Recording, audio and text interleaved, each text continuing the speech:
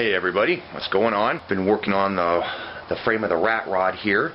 My friend came over and helped me out a little bit today with it. He'll be coming over here tomorrow too. Let's see, what I did today was I cut out the angle like I said I was going to, notched out the complete front end portion here on both of them, and I'm gonna wait before once I weld this area up. I'm gonna wait to get all that stuff out of there. I'm squaring it up now. You can see that the rear end is square, but it also tapers in to the front end, and it's coming along. I welded all these parts up.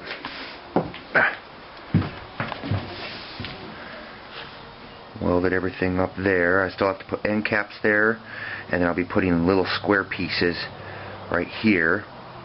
There will be end cap like that, and then there will be, I'll have to clean this all up a little bit because it's flux core, and then there's going to be a piece going on there like that, welded in place for some extra strength on this frame. And there's going to be an end cap down there, and then there's going to be an angle, a piece kind of like this, but it'll have a hole drilled in it, and that will go up underneath here, sticking down, and that hole is where they're going to connect a tie rod with a hem joint on the end of it, and it's going to go out to the front end of the axle, and that's what will create the stability for the axle going this way. That's what will hold it. Actually, one on each side, obviously. But yeah, so we're hoping we'll have this, at least this major stuff done, at least by Saturday, hopefully. So yeah, I'm kind of squaring it up here, and I'm about from this point, very end point here, going all the way back to that corner. It's 159 5/8, and then over here, from this point all the way back, let's see, where am I at here? I don't know if you guys will be able to see it on the camera, but we'll try it.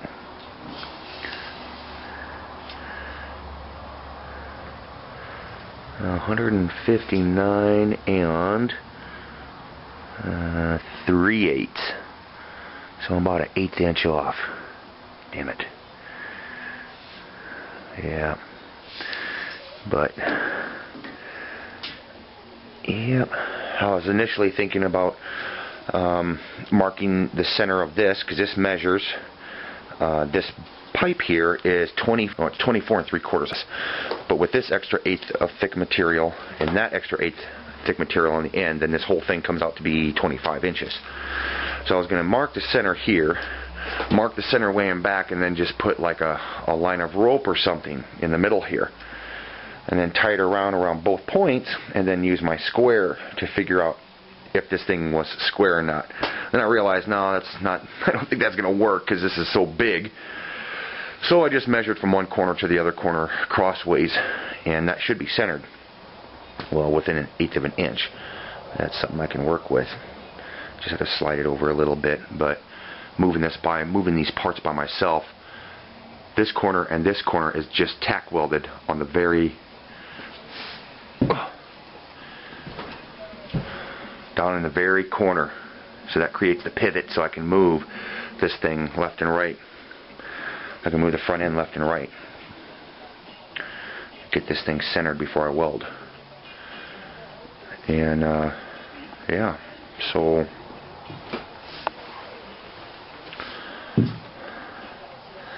that's how it's coming along. I'll be putting some extra bracing in that corner and that corner, same on the other side. Yeah. So it's coming along. These two front bars are the hardest to do because I had to cut the bottoms out.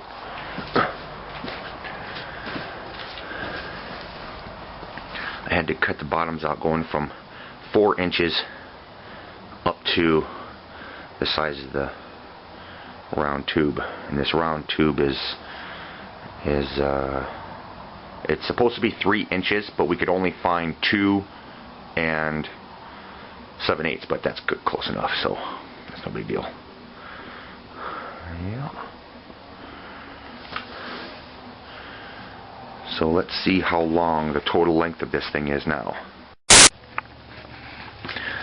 Alright, so the total length is about 156 5/8. Huh. We had to make it longer than what the plans stated because the plans are actually for a car. So we had to add on a bunch of it on the back there and a few inches on both of these here because the cab that's going to be sitting here is larger, is a little larger than what he expected. So, yep. Oh, and look right there. You'll see on so many of my pictures of the Batmobile. Oh, there's my neodymium magnet. Oh, awesome. And you can find these on eBay. Awesome magnets, so damn strong. You don't ever want to drop one of these or be messing around hanging on to 2 of them, because these things will give you a blood blister or all to beat hell. But when it comes to working with this steel and stuff, it's awesome. These things are so great. But they are kind of dangerous though, especially if your finger's in the way. And you don't ever want to drop them next to iron filings because the whole thing will turn into like a flower. So I keep it way up here. My drill press, I've got a few other ones too somewhere, but that's what we're doing now.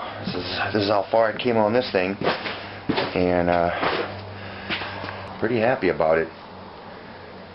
So, alright everybody, you guys take it easy. Subscribe, comment, and hopefully I'll have this done by Saturday. This is Thursday night now, so tomorrow and Saturday. Okay, bye-bye.